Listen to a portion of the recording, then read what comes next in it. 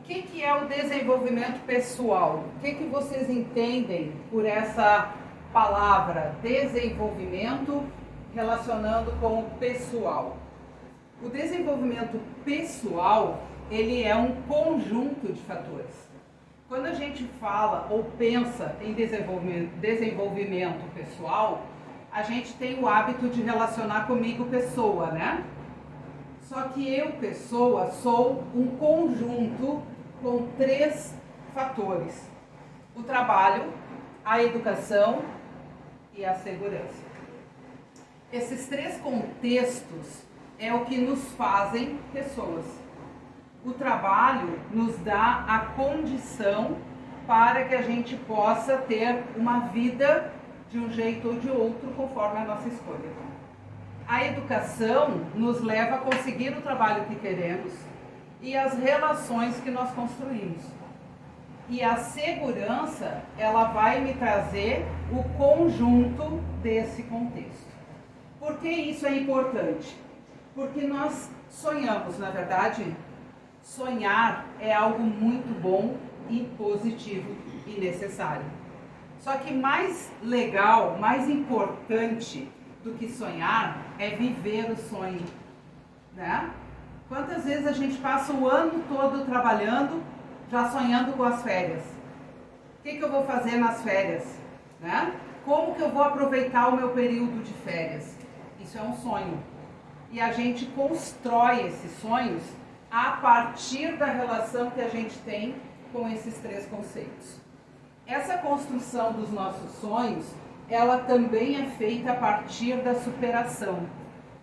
Quantos obstáculos a gente supera para construir o nosso sonho, para fazer o nosso sonho acontecer, né? Então a gente vai construindo este sonho, superando os obstáculos e alcançando a forma de conquistar o futuro.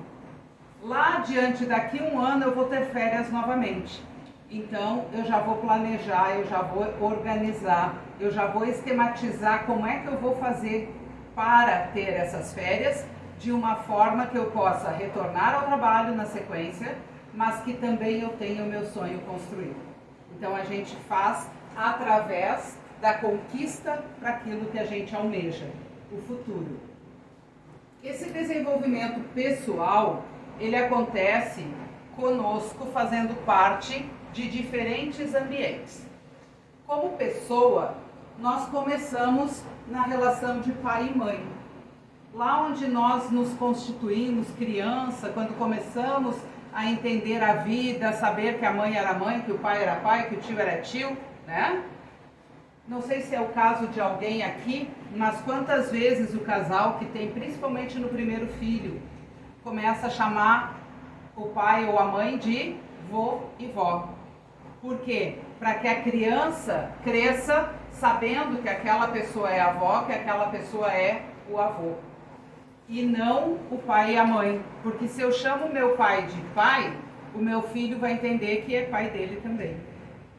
Então a gente acaba constituindo formas para que essa relação entre pessoas aconteça de uma forma que o meu desenvolvimento pessoal, ele seja processual, ele aconteça de uma forma suave e simples. Então a primeira relação é entre pessoas. Além da questão familiar, do seio familiar, nós temos os amigos. Quantas vezes nós somos influenciados por amigos, por colegas? Ou o contrário, quantas vezes nós influenciamos alguém? Então o desenvolvimento pessoal, ele também acontece nessa relação entre amigos, entre colegas, entre pessoas. Além das pessoas, nós temos o nosso individual. Hoje, quem dá aula teórica aqui sabe, né? Não devemos mais usar o termo, a palavra indivíduo. Por quê? Porque nós temos os estudos técnicos que dizem o quê? Apesar de sermos indivíduos, de sermos únicos, nós somos sujeitos. O que é ser sujeito? É entender que eu tenho um papel nesse processo. Que eu também sou responsável pela conclusão e pela construção deste contexto. Então, o coletivo, ele se dá com indivíduos através do ambiente de trabalho. Só que como indivíduo, como sujeito, nós fazemos escolhas. Nós escolhemos nos relacionar bem ou mal com fulano, com beltrano, com ciclano, né? Nós escolhemos os nossos amigos, não é verdade? Mas os colegas nós podemos escolher? Nem sempre. Se a pessoa é funcionária da mesma empresa que eu tenho que, no mínimo, respeitar. Né? Então, essa relação que a gente constrói, ela é um processo que vai sendo trazido através da educação, através do desenvolvimento que a gente começou enquanto pessoa. Quantas vezes a gente ouviu do nosso pai, da nossa mãe, que o cumprimento é respeito, dar bom dia quando chega nos locais, não é isso? Olhar para a pessoa e dizer bom dia. Isso é um valor, é uma educação que a gente adquire lá com os nossos passados, com o pai, com a mãe, com a escola, nós vamos falar em seguida. Enquanto indivíduo, o meu sentimento pesa para a minha escolha, pesa para a minha decisão. Na verdade, como é que eu faço uma escolha? Eu sempre vou considerar o que eu estou sentindo, o que é bom para mim, o que não me faz bem. O meu sentimento, a minha individualidade vai refletir na escolha que eu vou fazer. Quando vocês escolheram trabalhar nessa profissão ou nessa empresa, vocês escolheram com base em um sentimento. Ou por questão financeira, preciso do trabalho, vou me sujeitar. Ou por questão emocional, sentimental, aquela empresa é boa, eu gosto, sempre ouvi falar bem deles. Ou por relação direta, eu fui aluno naquela escola, hoje eu quero ser professor lá. É o sentimento que oferece as nossas escolhas. E esse indivíduo formado pela relação de pessoas, ele vai trabalhar no coletivo. O coletivo começa com o nosso ambiente de trabalho. Nós nos relacionamos enquanto colegas. Então, no mínimo, respeito deve haver, correto? Porque a gente não gosta de ser desrespeitado, então a gente também não deve desrespeitar, né? Mas esse coletivo também sai para o ambiente público. Um shopping, um supermercado, a rua, são ambientes que nós nos relacionamos com as pessoas. Quando você vai pegar um elevador, você chamou o elevador abre a porta, está cheio, você vai pedir para alguém sair para você entrar? Isso é uma relação do que nós aprendemos, do indivíduo que nos tornamos e do que levamos para o coletivo. Um exemplo, né, do elevador. Mas isso a gente faz em outros ambientes. Na rua, quando eu vou atravessar a rua como pedestre, se vem vindo um carro, eu vou dizer para que eu vou atravessar? Não. Então existe uma relação que nós levamos para o coletivo, além daquilo que a gente aprende e nos constituímos. Também temos a relação do trabalho. Vou começar a quebrar um pouquinho esses três conceitos. Qual é o poder do trabalho na nossa vida? Primeiro, ele que impulsiona a sociedade. É o trabalho que nos dá renda. É o trabalho que faz a economia girar. É através do trabalho que a gente faz as escolhas de bens materiais. É o trabalho que nos dá toda a renda e que nos faz nos descobrirmos. Como que acontece a autodescoberta? Quem aqui teve outra profissão antes dessa? Ergue a mão. Olha, todos. Então a gente se descobre profissional, não é verdade? A gente se insere no mercado de trabalho de uma forma que não necessariamente seja definitiva. A gente se permite mudar de opinião. a gente se permite fazer outras escolhas. E isso nos leva à realização. Porque é através da realização profissional que eu vou ter uma produtividade e, consequentemente, uma relação com a sociedade.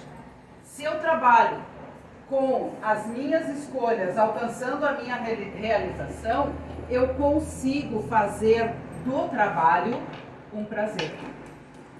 Só que para isso eu tenho que ter a dedicação e a oportunidade. A dedicação depende de mim, certo? Olhar as condições de trabalho, respeitar o meu colega, respeitar o meu cliente, respeitar a minha relação com a minha profissão, me dedicar, horário, chegar no horário, fazer o que é da minha função de uma forma correta, de uma forma eficaz. Mas se eu não tiver a oportunidade, nada disso vai acontecer. A gente está sempre buscando oportunidade quando falamos de trabalho.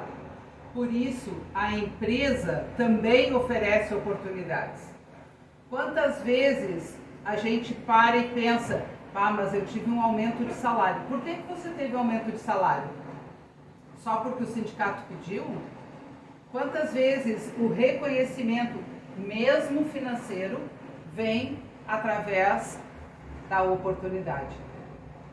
Às vezes a empresa se relaciona com o seu funcionário injetando pequenas doses de oportunidades no dia a dia. Nós temos que entender isso para alcançarmos toda essa realização. Através do prazer no trabalho é que a gente vai conseguir impulsionar a sociedade, porque nós somos a sociedade. Mas o que e como se faz isso? Primeiro, o comprometimento. Se eu não gosto do que faço, se eu trabalho só por obrigação, eu acabo me tornando uma pessoa obsoleta. Um funcionário, um trabalhador infeliz, ineficaz. Então eu preciso relacionar o comprometimento. Como que eu faço essa relação? Paixão pelo que faz, gostar do que faz, fazer com prazer, acordar de manhã e ter o prazer, vou tomar um banho, vou tomar um café, vou me arrumar, vou botar o uniforme da empresa. Quando eu penso em botar o uniforme da empresa, eu estou me vestindo daquela empresa. Eu estou assumindo o papel daquela empresa para todas as pessoas que eu vou me relacionar naquele dia. Eu passo a ser o cartão de visita dessa empresa. É em mim que as pessoas vão enxergar essa empresa. Então essa paixão ela tem que ser pela prática profissional, mas também por quem me deu essa oportunidade. A empresa que eu me visto dela. Intenção, eu tenho que querer fazer. Não basta só, mais um dia de trabalho. Começou, agora tem que trabalhar. Terminou as férias, agora mais um ano pela frente. Tem que ter intenção. Hoje eu vou ser o melhor. Hoje eu vou me dar o máximo. E isso a cada dia. Porque quando você faz com prazer, com emoção, você alcança o resultado. A atitude vai mostrar se você está fazendo isso. Não basta você querer fazer, querer mostrar. É nas atitudes que a empresa vai identificar se você está ou não trabalhando com afinco, com paixão, com comprometimento, com intenção, ou se você está ali só por obrigação. A empresa percebe, porque nós somos relações humanas. Assim como nós nos relacionamos com o outro vai se relacionar conosco. O respeito, o propósito e o horário é a relação daquilo que eu vinha falando antes. Respeito entre colegas é o mínimo que temos que ter. Eu não preciso amar o meu colega, mas eu devo respeitar o meu colega. Enquanto usamos o mesmo nome de empresa, o mesmo uniforme, nós devemos o respeito para o nosso colega. Porque nós aceitamos compartilhar com ele um uniforme nós temos que compartilhar todo o contexto que esse uniforme representa. Por isso, ter o propósito e o horário, comprometimento de horário. Quantas vezes vocês já tiveram um cliente que chegou atrasado? Vários. O cliente até pode atrasar, vai ter as consequências do atraso dele. Agora, você pode chegar atrasado e deixar o cliente esperando? Não. Esse é o comprometimento que nós temos que ter com o trabalho. A educação. Como que a educação entra em todo esse contexto? Primeiro, ela é o nosso alicerce. É através da educação que nós nos constituímos pessoas. Nós passamos pela infância, chegamos na adolescência, alcançamos a adultez. Mas quantas vezes lá no adulto a gente esquece todo o processo que aconteceu? Quando a gente é adolescente, a gente está assim, ó, não vejo a hora de chegar meus 18 anos. Não é assim? Quero fazer meus 18. A gente está com 15 anos planejando a festa de 18, né? Aí chega os 18, parece que a gente perde o propósito. O que eu vou fazer agora? Agora eu tenho responsabilidades, agora eu tenho que tomar decisão. Parece que a nossa vida se transforma. E é na educação que esse processo acontece. A vida, ela é constituída de fases, de momentos. Vocês nunca foram o que são agora e nunca serão o que são agora. Nós estamos sempre em evolução. Estamos sempre aprendendo, sempre em construção.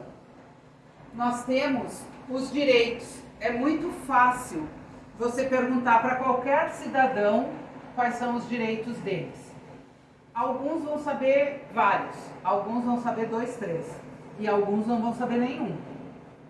Porque as pessoas usam o direito pelo que me disseram, pelo que ouvi falar.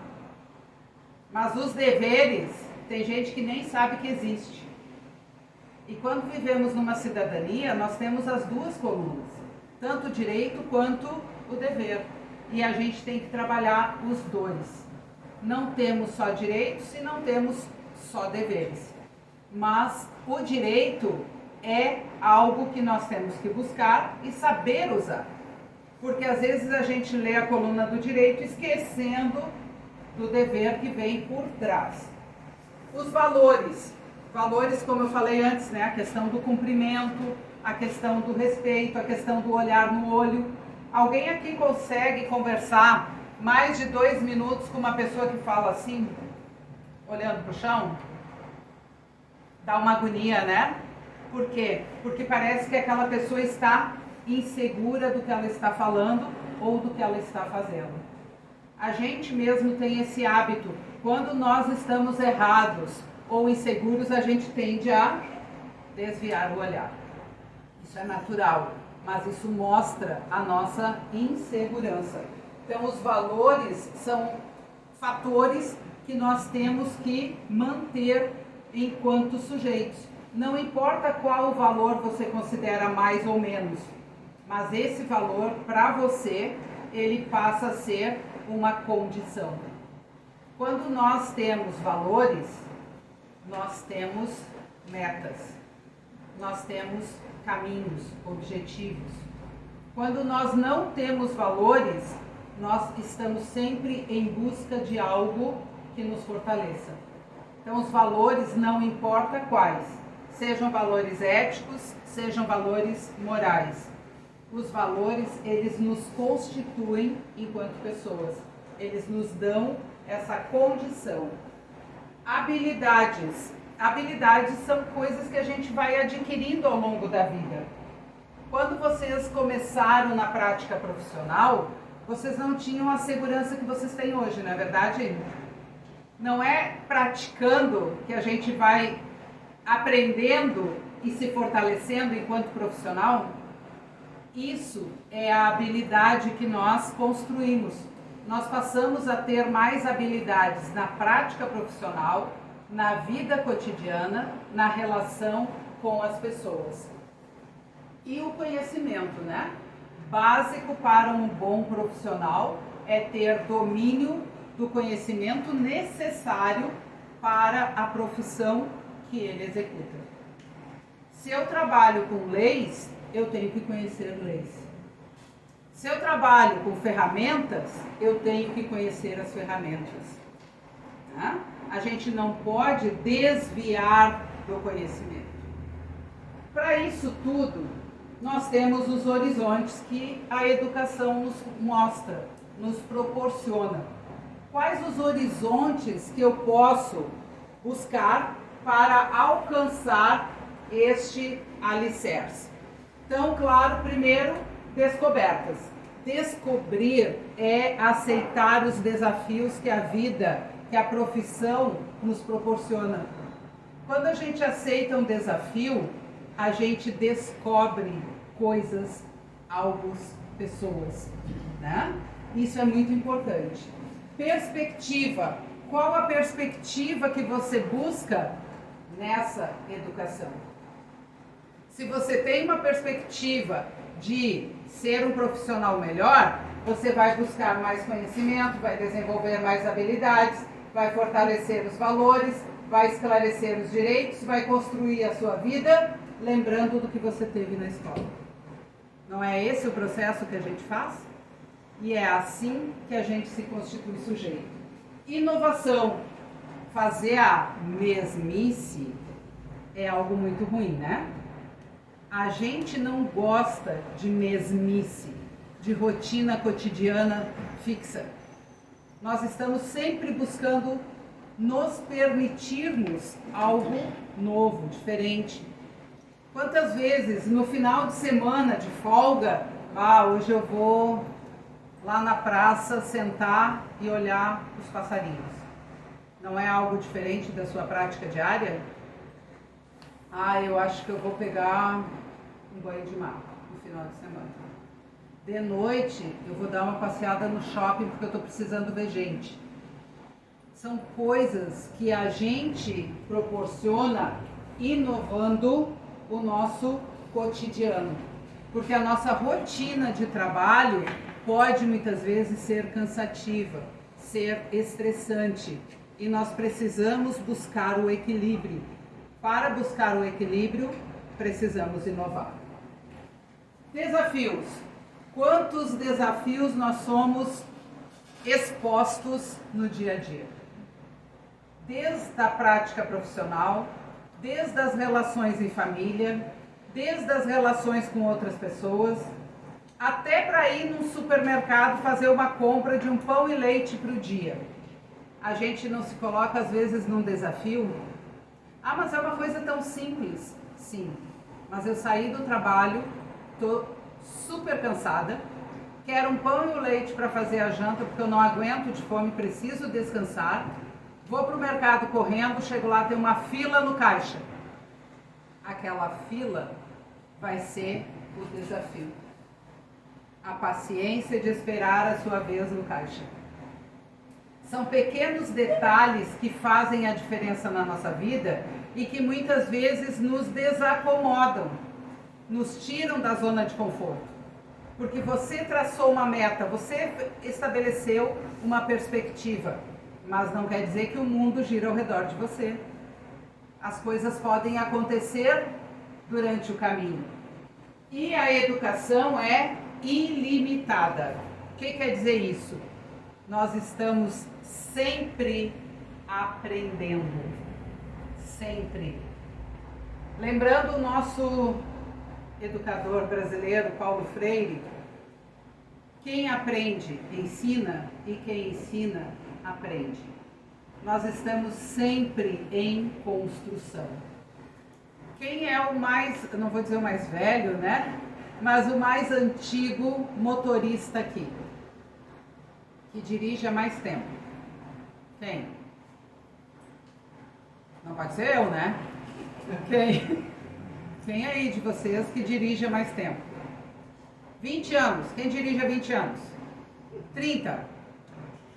30? 30? Muito bem. 30 anos dirigindo. O senhor dirige hoje como dirigia há 30 anos atrás? Há 10 anos atrás? A prática, diz o ditado, né? A prática faz a gramática. Quantas vezes nós buscamos coisas diferentes para aquilo que a gente faz sempre, para as nossas rotinas, para as nossas práticas? Então, estar em constante aprendizado é fundamental. A gente nunca sabe tudo. A gente está sempre aprendendo. E ninguém sabe tudo. Não é só eu, é o outro também. Então, essa relação que a gente tem com a educação, ela é ilimitada. Não tem limite. É uma constante processual. Nós estamos sempre construindo. É uma integração contínua. Nós estamos sempre fazendo essas relações. E a reconstrução de experiências? Quantas vezes a gente troca figurinha com o colega? Ah, aconteceu tal coisa, como é que eu faço? Já passou por isso? Me dá uma luz aqui, me ajuda com essa dúvida, né? Essa troca de experiências, ela é construtiva, ela é positiva, ela proporciona que a gente se faça um profissional melhor. Planejamento, organização e comprometimento. Alguém de vocês consegue fazer a sua prática profissional diária sem planejar? Sem imaginar como vai ser? Sem organizar materiais, equipamentos, ferramentas? A gente tem que ter tudo isso, não é?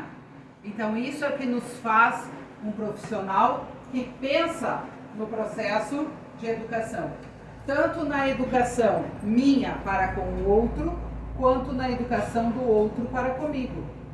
Porque se eu não planejei, o meu cliente chegou, se eu não estou organizada, ele pode ir embora e não voltar. E nós não queremos isso, né? Então, essa relação tem que estar também com os valores. Quando eu respeito o meu cliente, eu estou proporcionando o que lá na técnica de planejamento financeiro se chama retenção do cliente. Vocês já ouviram falar? Não? O que é a retenção do cliente? É aquele cliente que vem até mim, busca o meu produto, é atendido na minha empresa, adquire o meu produto e ele vai trazer novos clientes. Por quê? Porque eu faço o que se chama de pós-venda. Eu mantenho contato com aquele cliente. Eu lembro ele que ele precisa fazer tal coisa com aquele produto. Eu lembro ele que eu estou de portas abertas para sanar dúvidas. Então, retenção do cliente é quando eu consigo manter aquele cliente comigo. O meu produto não precisa ser o único do mundo, mas o meu atendimento com aquele cliente, a prestação de serviço para aquele cliente tem que ser única. É na minha empresa que ele vai voltar. É do meu produto que ele vai gostar. Esse é o diferencial. Então, quando a gente tem esses valores repassados, tanto dentro da equipe, dentro da empresa, quanto com o cliente, a empresa se fortalece, nosso trabalho cresce. Educação é um processo social. Por quê? Porque eu aprendo com o outro e eu ensino o outro também, né? Quando eu estou na rua e cumprimento um estranho e ele me devolve o cumprimento, a gente não fica feliz? É uma relação social. Entra no ônibus, cumprimenta a pessoa que está lá, o motorista. Oh, muito obrigado, antes de descer do ônibus. Aquele motorista parece que ganhou o dia. Não é verdade? Essa é a relação que nós temos que ter. A educação não é única e nem universal. Já tivemos um tempo, já faz muito tempo, né?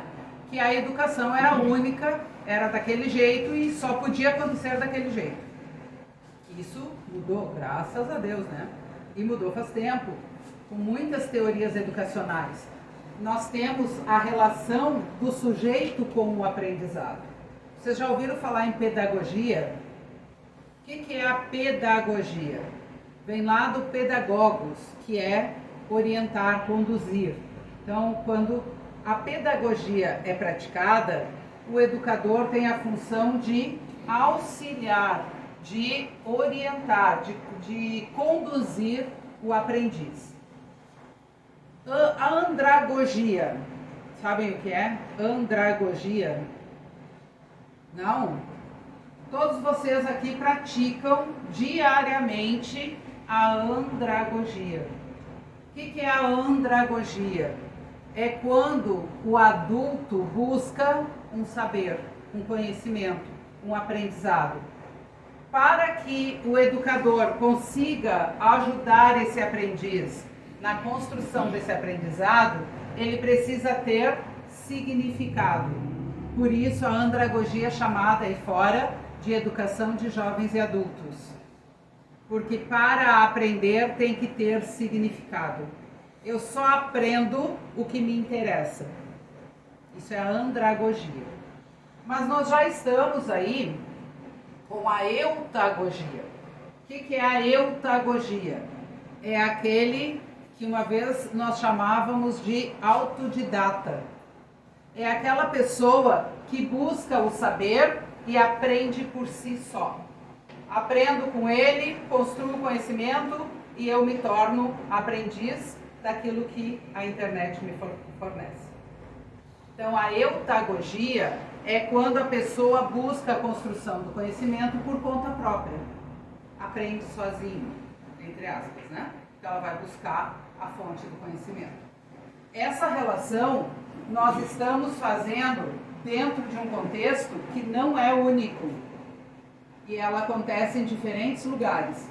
E não importa se a pessoa tem ou não condições financeiras. Ah, mas se a pessoa não tem internet, não tem computador, ela vai em busca. Ela vai numa lan house, ela vai no amigo, ela vai no parente, ela vai em busca. A educação não é mais única. A educação hoje é complexa, é ampla, ela é múltipla e ela está sempre em construção. A segurança. Onde é que entra a segurança? Então nós vimos que o trabalho é o que nos constitui para a sociedade. A educação que nos fortalece para o trabalho e para a sociedade. Onde é que entra a segurança nisso tudo? Primeiro, a questão de proteção. Todos nós buscamos proteção, né? A gente tem uma certa dificuldade em lidar com insegurança. Quantas casas com grades, sistema de monitoramento em alta no mundo inteiro? Por que isso? Porque nós nos sentimos inseguros e buscamos proteção, certo? Então, proteção predial, proteção física, né? Então, essa proteção ela pode ser de várias formas. Física, eu enquanto sujeito, né?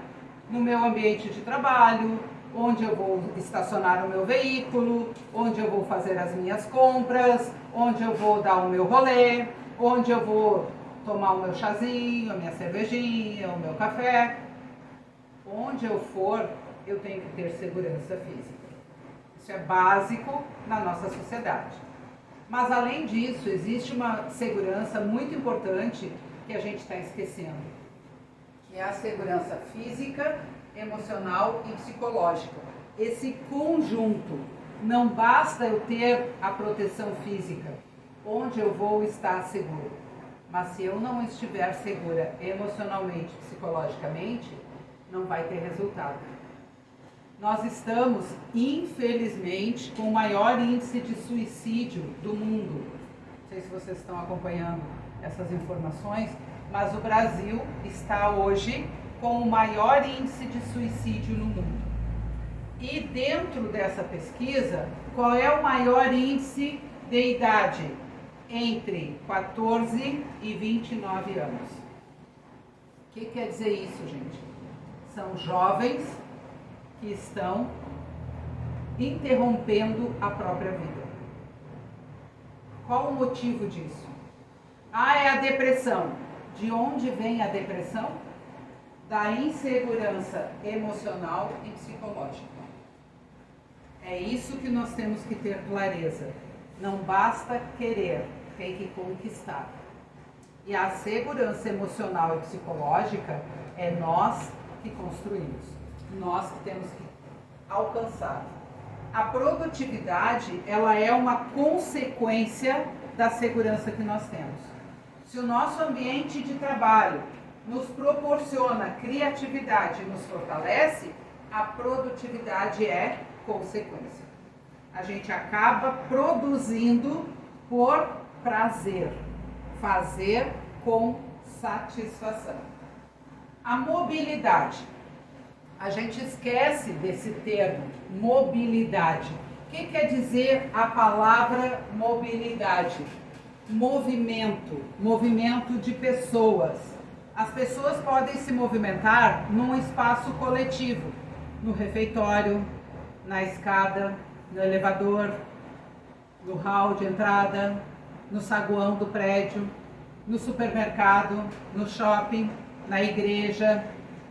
Mas as pessoas também podem se movimentar usando máquinas, na rua, no veículo automóvel, no veículo motocicleta, no veículo bicicleta. Também é uma mobilidade. Toda essa relação de pessoas em diferentes espaços é a construção do coletivo. Porque essa relação de movimentação é natural. Natural. Nós nos movimentamos o tempo todo. Estou em aula, mas quero ir ao banheiro. Vou voltar para a aula. Vou comprar um alimento. Vou comprar uma roupa. Vou fazer academia. Vou usar um serviço. Vou pagar uma conta. Não importa o que você vai fazer, você se movimenta. E essa movimentação exige cuidado, atenção, respeito, mas também o entendimento dos espaços. Por isso existem regras. Regras. Por exemplo, agora tem uma que está em alta, não sei se vocês estão acompanhando, que é a proibição efetiva do celular na sala de aula da escola regular. Né? Isso não é uma regra de mobilidade? Clara, né? Quando eu estou dizendo para o aluno que está numa sala de aula, você não pode usar o celular, eu estou impondo uma regra para que ele não se movimente com outras ideias, com outras pessoas, com outros focos, além do que está sendo visto em aula. Então essa mobilidade, ela acontece de diferentes formas. E as regras existem para que a gente consiga ter uma mobilidade segura, para termos uma relação mais efetiva com respeito e valores. Esses respeitos e valores, eles são praticados em diferentes esferas. Vejam que eu estou reforçando bastante isso. Por quê? Porque é fundamental você entender os valores que você pratica. Porque nós vivemos num mundo hoje que pratica muito o preconceito mascarado, que é aquele preconceito que eu não exponho que eu sou preconceituosa. E é através dos valores e do respeito que eu coloco o preconceito muitas vezes na minha fala. Então tem que ter cuidado, porque essa relação pode gerar diferentes problemas. Quando eu não consigo manter o equilíbrio, eu posso ter a chamada explosão. Saturou, não aguento mais, deu um piti, né? Então joga tudo pro alto, não quero mais isso, desespero tomou conta. Ou eu sou escrava do meu trabalho. Eu trabalho de uma forma que eu tenho excesso de tarefas, não tenho mais condições físicas, mas eu estou ali. Quando eu faço isso, eu estou sendo mais um número. Eu não sou mais um funcionário. Eu não estou mais produzindo. eu estou para lá de estressada, de cansada, precisando de uma condição física, de uma segurança emocional para poder continuar meu trabalho. Sem contar isso aqui, né? Quantas vezes a gente faz isso? Quem aqui nunca fez? De estar trabalhando e tomar água, comer trabalhando, porque a gente não se permite parar, porque a gente não se permite 5 minutos para ir ao banheiro. Vocês sabem qual é o órgão do corpo humano mais difícil de ser reconstruído no caso de uma necessidade de rompimento de órgãos internos? A bexiga. A bexiga, romper uma bexiga cheia pode levar ao óbito em pouco tempo. E as pessoas não têm noção disso. Quantas vezes a gente está lá trabalhando só mais 5 minutos, mas não aguento mais de vontade de ir no banheiro. Mas só 5 minutos. A gente tem que se permitir. Lembrem, é uma segurança física, emocional e psicológica. Então, se permitir que a explosão não aconteça, que o excesso de função não aconteça e que a duplicidade de funções não aconteça.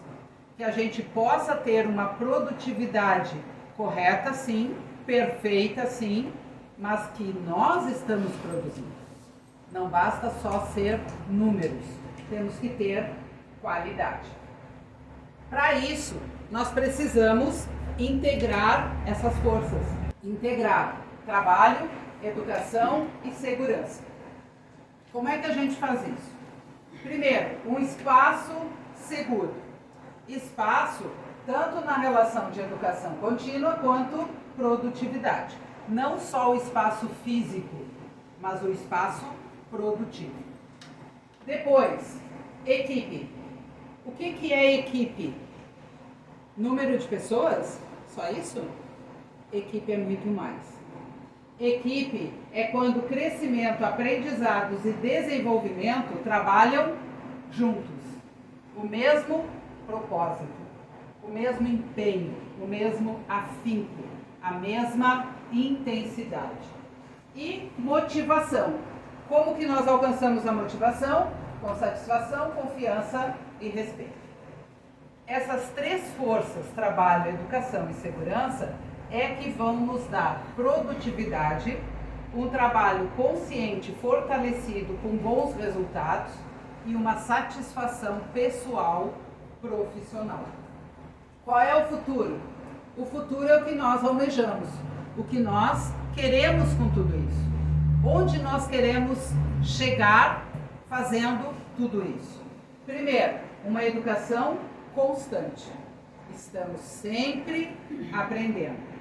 Trabalho com segurança. Segurança física, emocional e psicológica. O conjunto. Condições necessárias.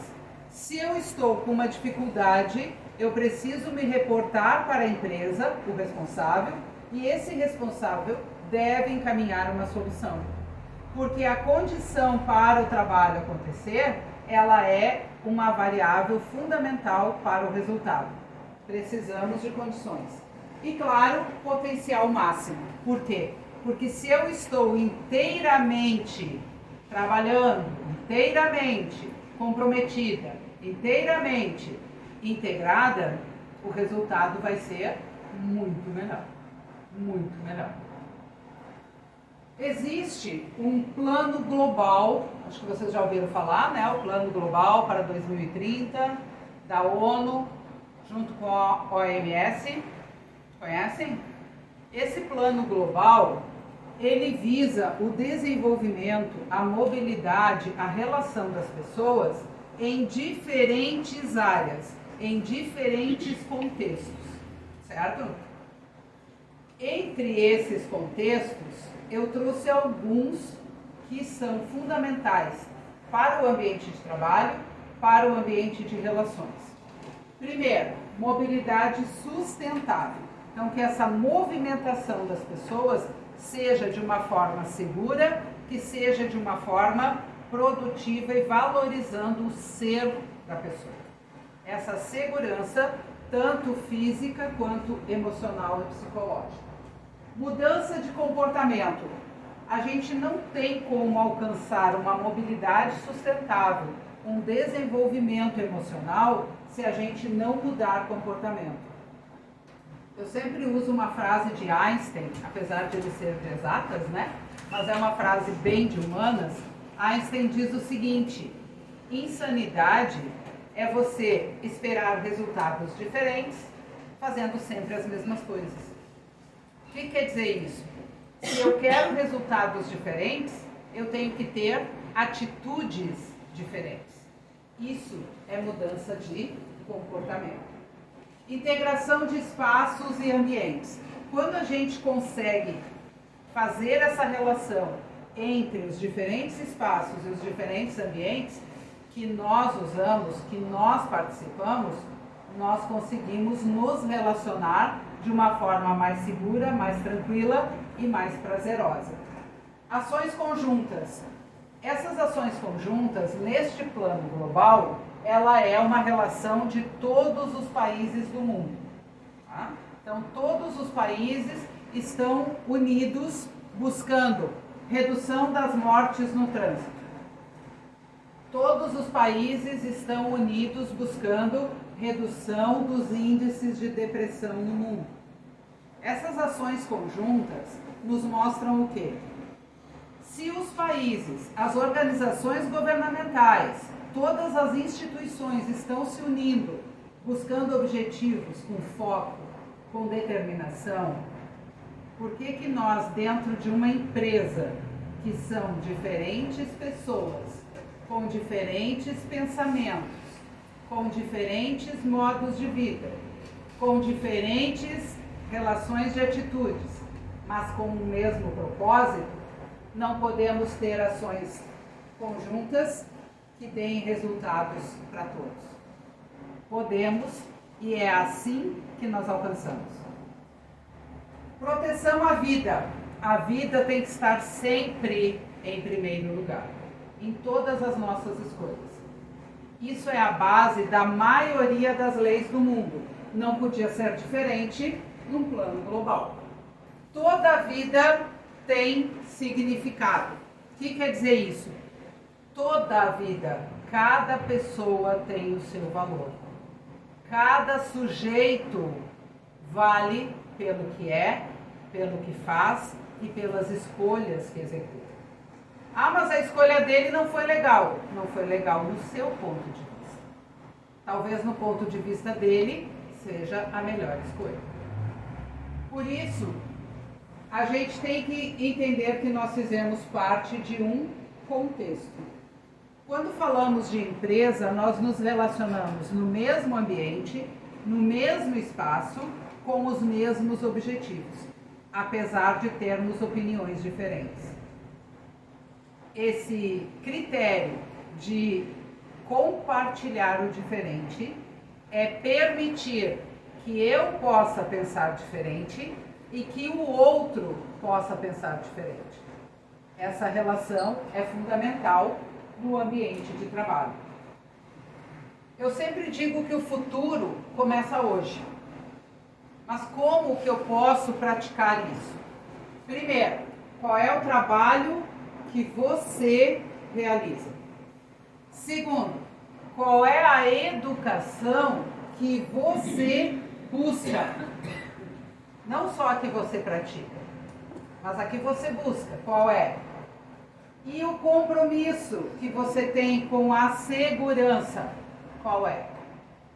Você busca a segurança coletiva, a segurança individual, a segurança patrimonial, a segurança física, a segurança emocional, a segurança psicológica?